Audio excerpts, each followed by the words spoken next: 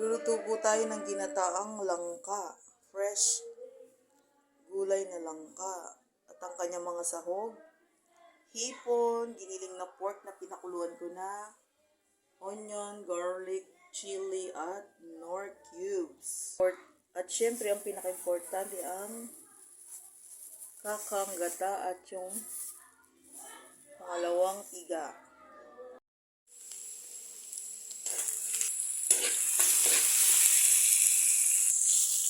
Nasunog ang aking garlic. Kunti lang yung hipon.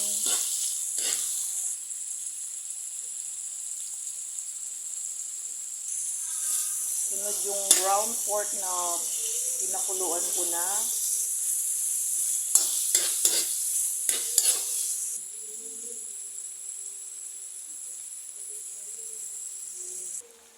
Yan, nailagay ko na po yung fresh na langka.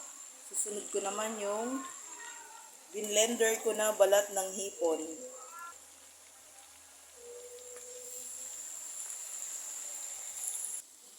Tuloy natin.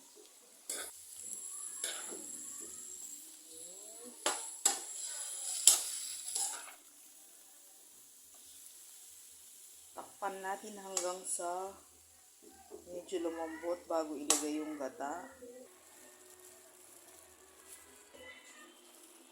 Yung kalawang piga.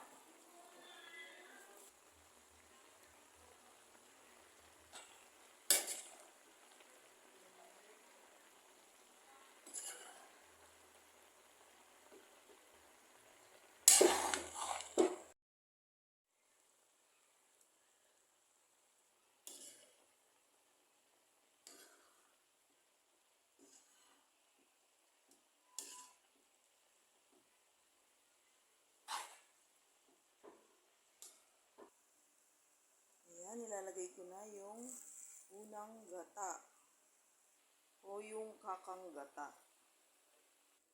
Kakang gata.